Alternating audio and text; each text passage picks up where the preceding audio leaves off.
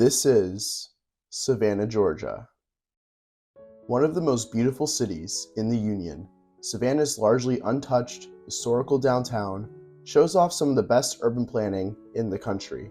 Its small blocks, numerous public squares and green space, and beautiful historical buildings with their southern charm make Savannah an extremely desirable place for both residents and tourists alike. However, Savannah, despite doing well to not destroy its heritage and historical core, is still not immune to the perils of modern American urban planning with its urban highways, wide roads, surface lots, and modernist architecture surrounding the historical core in what can only be described as typical urban sprawl. But with the overwhelming success of Savannah's impressive historic center, Savannah realizes the best way forward is to expand on this and upgrade the lesser parts of the city to the high standard of the downtown, rather than continuing to sprawl out in the standard, characterless, ugly, and car-centric fashion seen across the country. There are four main areas of development for us to go through that have extremely positive and optimistic plans that I'm sure you will all be excited about, and all of these are under what is called the Downtown Savannah 2033 project, though, despite its name, is focused on areas outside of the immediate downtown. It's great to see Savannah making transformative plans to undo the damage inflicted by modernity, but don't get it twisted. I support modernity and the great innovations that have come with it, but with this is a responsibility to preserve what was good about the past. This applies to beauty, livability, but also security. Now that we live our lives on the internet, data brokers sell your information to scammers, spammers, and anyone else who may want to target you. Your full name, email, home address, health records, your relatives, it's all out there. While I've always received scam calls, I was still shocked to find out how easy it was for my information to be found. That's why I've been using Aura, the sponsor of today's video. Aura shows me which data brokers are selling my information and automatically submits opt-out requests for me. Cleaning up my information not only helps me reduce the amount of spam I get, but it protects you from hackers who could use this information to help them access my social media accounts, bank accounts, or other sensitive information.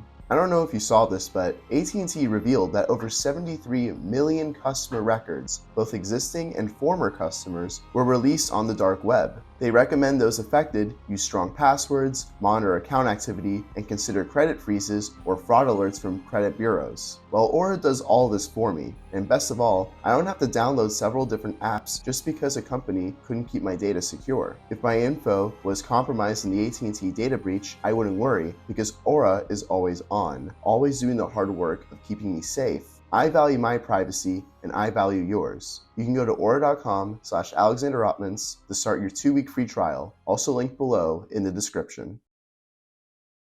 First up, the West Side.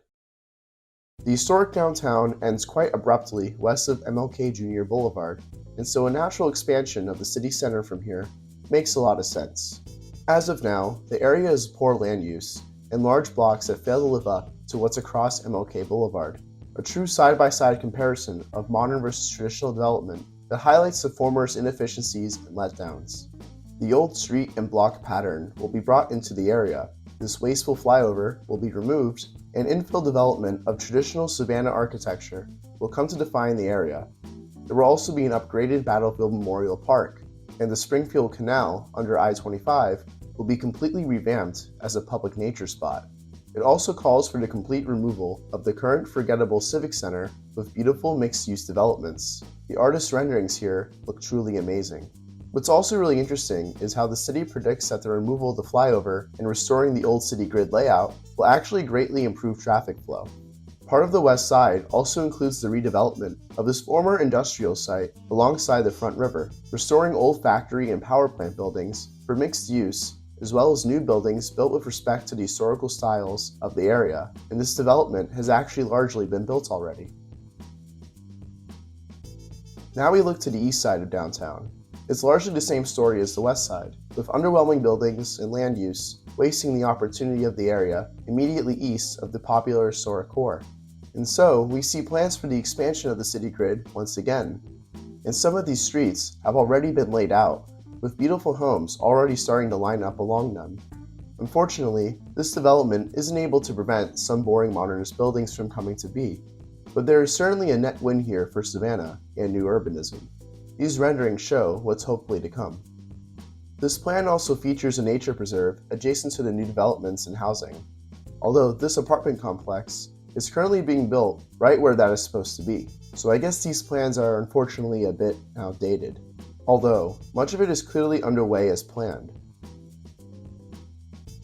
While the first two areas of focus were expansionist in their plans, the mid-city plans are more so about revival of existing streets wherever there is opportunity. More greenery, more pedestrianization, and infill development where there is currently nothing to shout about. Most notable is the plan around Victory Park, spurring mixed-use development right in the center of the mid-city, adjacent to Montgomery Street, which runs straight into downtown. The underutilized Bull Street will be converted into a neighborhood center with beautiful new traditional buildings. And in the center of all this will be development along the rail trail, which should encourage the use of alternate transit modes such as cycling, walking, and even streetcars potentially at some point in the future, as transit is also a major part of the current development plans. Bicycle lanes, sidewalk widenings, and a potential trolley are all being discussed for the city.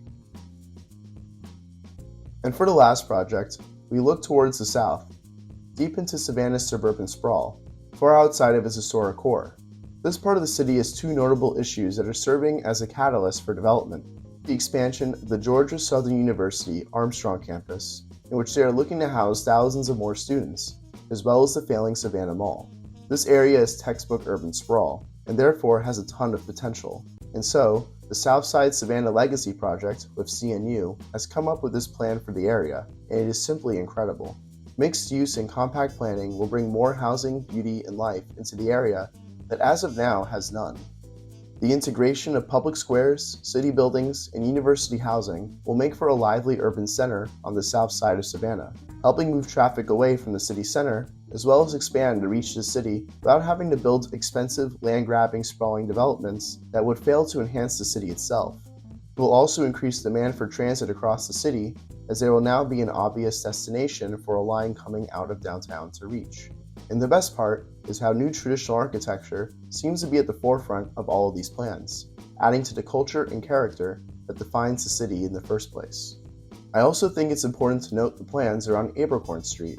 As of now, it is a typical high-speed and wide road that, while it is an eyesore, is also an important road for getting into and traveling throughout the city. Therefore, this plan redesign gets the best out of both worlds, with these new slip lanes acting as slower, narrow streets for retail, residencies, and pedestrians to be comfortably beside, with the wider, faster lanes of Abercorn Street being separated off completely. This should mean increased safety, as cars won't have to turn directly on or off the high-speed road in order to park or otherwise, as well as make use of the space and transform the boulevard into a place that pedestrians can safely and comfortably be, as that should be the goal of any main road, with the clever use of nature as a barrier enabling that. That's the future of Savannah. Or is it? It seems like these plans are having a bit of a hard time fully going ahead. While we are seeing bits and pieces of it underway and getting done, large swaths of this plan have seemingly made no progress at all. Or even worse, other not-as-good projects that conflict with these plans seem to have been put ahead of them. And so this video is as much advocacy as it is appreciation. Savannah is already an amazing American city, and a lot of the current developments that are underway look fantastic.